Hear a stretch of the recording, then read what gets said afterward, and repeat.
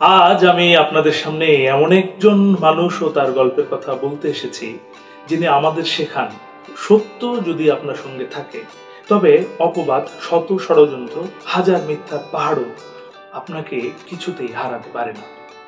সরহপা তিনি বাস করতেন রাজ্ঞীনগরের রলি অঞ্চলে। তিনি জাতিতে ব্রাহ্মণ হলেও বড় বড় বৌদ্ধ আচার্যের কাছে উপদেশ ও তত্ত্ব কথা শুনে গুচ্ছমন্ত্রে অভিষিক্ত হন। কিন্তু তিনি যেহেতু বেশ কয়েকটি অঞ্চলের প্রধান এবং ব্রাহ্মণেরা তার বিরুদ্ধে সর্বদা অপপ্রচারের চেষ্টা করে, তাই তিনি দিনে ব্রাহ্মণ এবং রাতে বৌদ্ধ হিসেবে ধর্ম রক্ষা করতে থাকেন। তারপরেও ব্রাহ্মণেরা রাজা রত্নপালের কাছে অভিযোগ করলেন সরহ মদ্যপ, ধর্মের নিয়মকানুন মানে না, তাকে দেশ ছাড়া করা হোক। সরহ এতগুলো নগরের প্রধান, তাকে তাড়িয়ে দেওয়া কি ঠিক? রাজা জিজ্ঞেস করলেন। তারা বলল, কিন্তু ব্রাহ্মণ হয়ে কি তিনি মদ্যপান করতে পারেন? এই প্রশ্নে রাজা সরহকে ডাকলেন।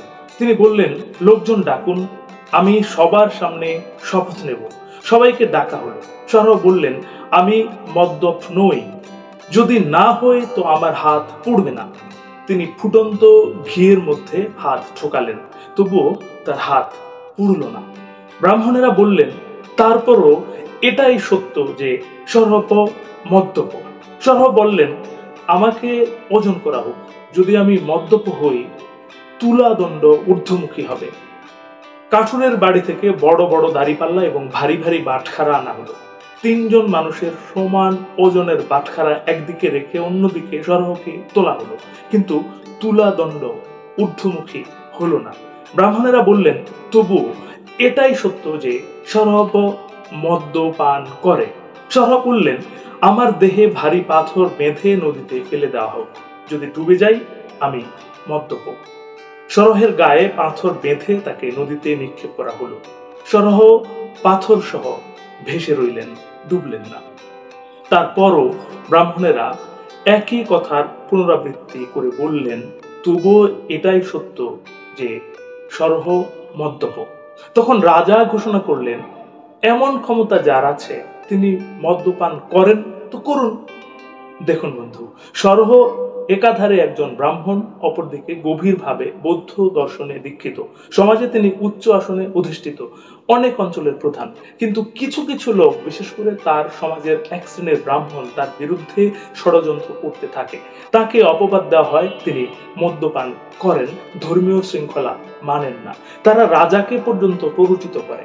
কিন্তু সরহ আত্মবিশ্বাসের সঙ্গে বলেন, আমি নির্দোষ, আমি নিজেকে পরীক্ষা দিতে রাজি। দেখুন তিনি কি কি পরীক্ষায় উত্তীর্ণ হয়েছেন। ফুটন্ত ঘিয়ের মধ্যে তিনি হাত ঢোকালেন, কিন্তু তার হাত কিছুতেই পুড়ল না। দাড়িপাল্লায় তিনজন মানুষের সমান ওজনের বাটখারার সঙ্গে তার তুলনা করা হলো, তবুও পাল্লা ভারী হলো না। পাথর বেঁধে নদীতে ফেলা হলো, তবুও তিনি ডুবলেন না। এসব অলৌকিকতা বা বিশ্বাসের গল্পের বাইরে একটি গভীর বার্তা লুকিয়ে আছে। আত্মবিশ্বাস, সততা ও মানসিক শক্তি এমন এক জিনিস যা কোনো মিথ্যাকে টিকতে দেয় না। যখন সমাজ আপনার বিরুদ্ধে দাঁড়ায়, তখন বারবার আপনাকে অপমানিত হতে হয়। যখন আপনি সত্য বললেও কেউ বিশ্বাস করে না, তখন নিজেকে প্রমাণ করার সাহসী আপনাকে মহান করে তোলে। বস্তুত সরহের গল্প আমাদের এটাই শেখায় যে সত্য কখনো প্রমাণের অপেক্ষা করে না, কিন্তু যখন সময় আসে তা নিজের শক্তিতেই জল জল হয়ে জ্বলে থাকে। সবশেষে যখন রাজা বলেন, এমন ক্ষমতা যার আছে তিনি মদ্যপান করেন তো করুন, তখন এটা শুধুই একটি নির্দোষ বিচার নয়, এটা সমাজের এক গূঢ় স্বীকৃতি। সত্যিকারের শক্তিমান মানুষকে মিথ্যার অপবাদ দিয়ে কখনো দমন করা যায় না। সত্যের পথে চলুন, সাহসকে আঁকড়ে ধরুন। আজ এখানে শেষ করছি বন্ধু। তার আগে একটি কথা, এই পৃথিবী তাকেই সম্মান দেয় যে ইউনিক কিছু করতে পারে। আপনি ইউনিক কিছু করুন, ভালো শুনুন, ভালো থাকুন। ধন্যবাদ।